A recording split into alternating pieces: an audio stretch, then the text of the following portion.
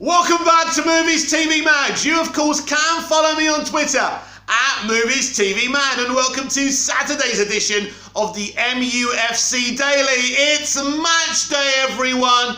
You know what? I used to be so hyped for match days. Now I don't know how I feel about match days anymore.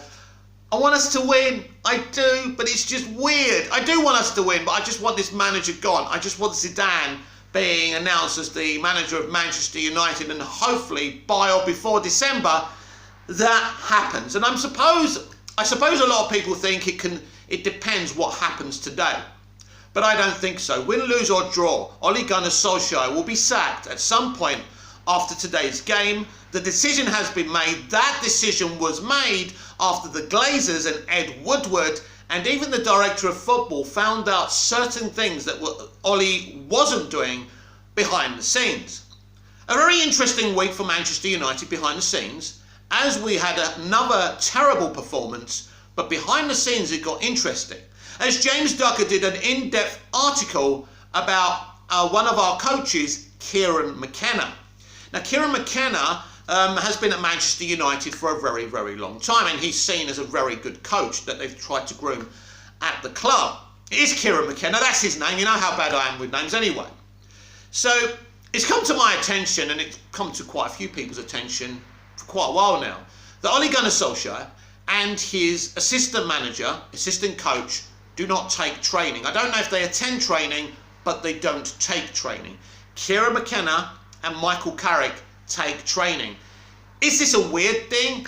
Well, yes, because it's okay if an assistant coach takes training, but for neither the first coach, the first team coach, or the first team assistant coach to take training, and kind of these other coaches at the club taking training, it's very, very strange. How can you know?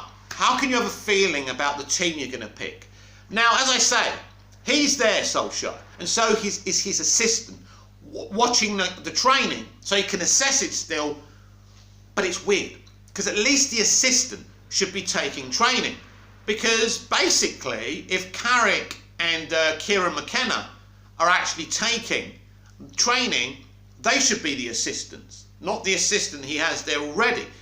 It doesn't make sense, right? So it was very interesting, and I can't read. I really wanted to read it out with you, that James Ducker article, but it's with the Telegraph, and I have to pay a subscription. I have to give them my bank details, and I'm not going to do that. Remember when you could just pay 20p for a newspaper and read the fucking article? You can't do that anymore. We're dealing with a bunch of Arthur dailies, but never mind. What this article does is not show or say anything bad about McKenna. I and a lot of people have a lot of respect for Kieran McKenna. He's a great coach, but he's very inexperienced. He's very young.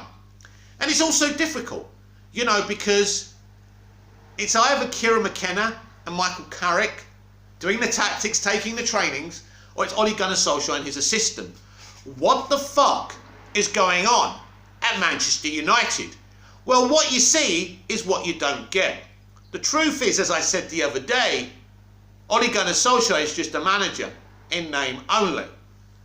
Now, this is a very important decision Manchester United are about to make, and they are going to make it after the City game. Well, in fact, as I said earlier, they made it a long time ago. Do they sack Ole and his coaches? Now, I know high-profile speakers about Manchester United, like Mark Goldbridge at the United Stand, want all the coaches sacked. I'm not sure about that. I don't like the idea of good coaches like McKenna just being driven out the club.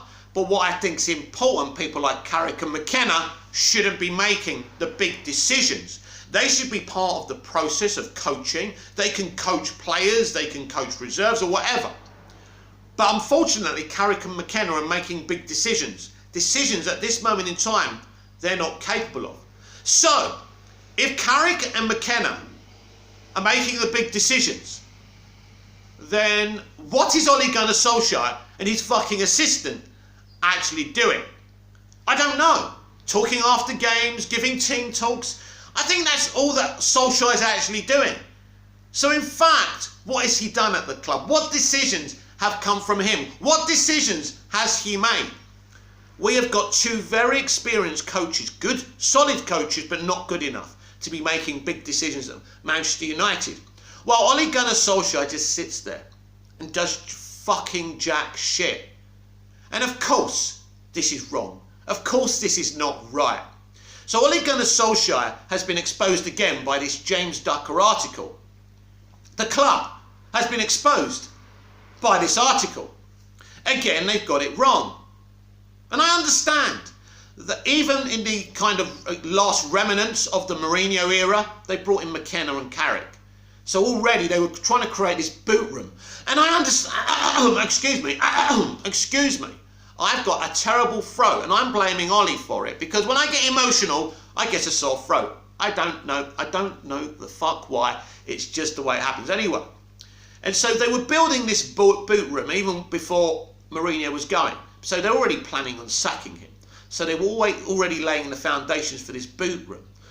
Quite frankly, this boot room hasn't worked because boot rooms don't work. It's a good idea. I understand why the Glazers and Ed did it. I don't blame them, by the way. It's just doesn't work. They thought, let's try this. We tried the Continental manager, the outsider. It hasn't worked. Let's try this. And it didn't work. And when something doesn't work, you have to embrace what's happened to the industry that you're in. Top flight elite Premier League football and top flight football around Europe has changed, even from the early remnants of the Premier League. When the Premier League first started, it seemed very fashionable and new and they were doing things differently, but it's really changed now. And it's all about the short term. It's interesting though, when you talk about Pep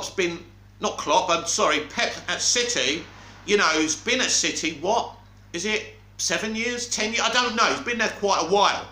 And he doesn't seem to really want to go anywhere. So he's a very long-term coach. That's interesting, isn't it?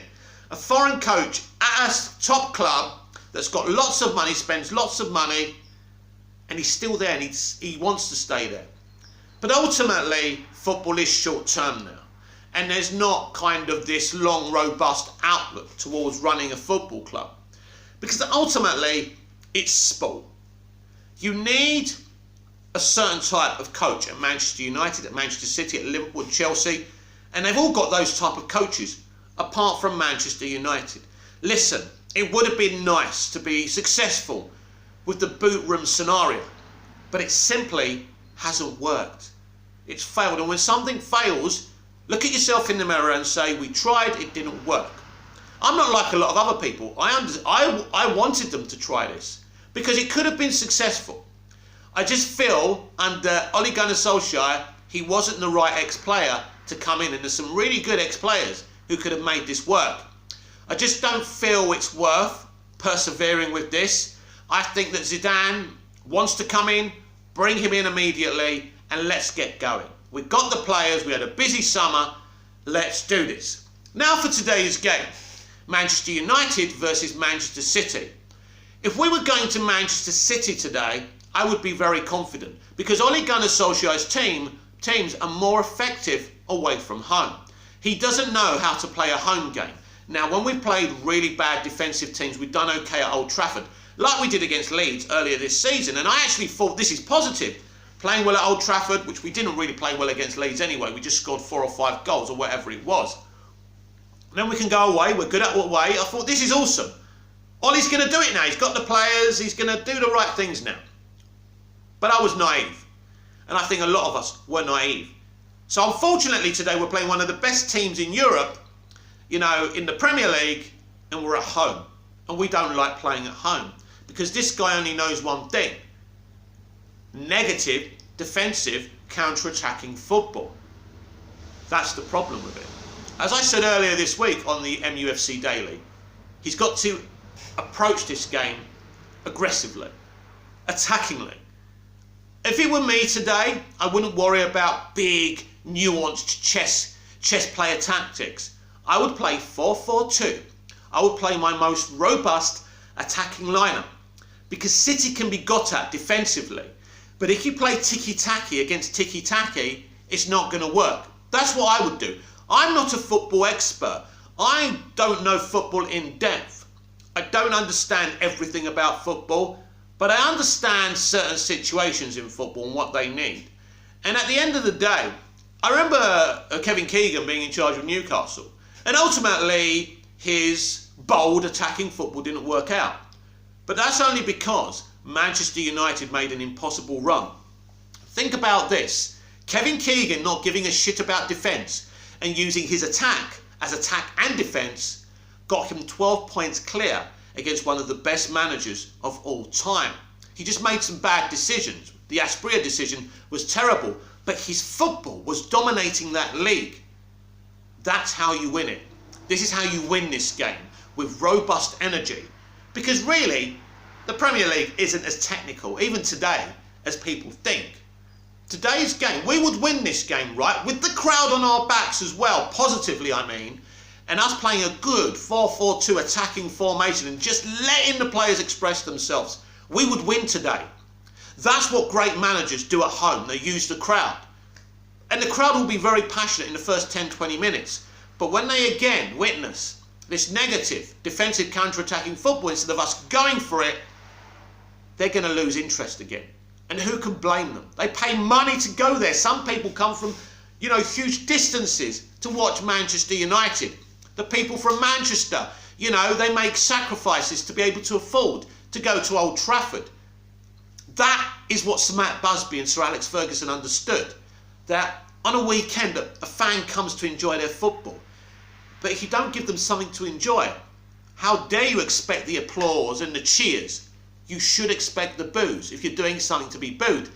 And when Ollie's spoken against this, I don't like it. Because that shows that he doesn't really get it. Listen, there's so many reasons why Ole Gunnar Solskjaer is wrong to be our manager. But the sad thing is, everyone can see it now. There's some idiots out there saying all I do is care about my club and support my club. Man United all the way, Ole in. And you can be like that. But let me tell you something. You're not on the right side of history. And I will warn you again, or advise you again. I'd warn against trolling people and bullying people because you don't like the fact that they want Ole out and you feel they're being disloyal. Screenshotting what people say. I would warn you against that. Because most of the Manchester United support now is behind the removal of Ole Gunnar Solskjaer. And you are in your minority, but you are free to want him to stay. But you are not free to attack, bully and troll people who want him out. This has been the MUFC Daily. I'm Mick, your host with the most. Just ask your girlfriends and your wife. Please like, share, comment, subscribe. Please hit that notification bell so you never miss this perfection.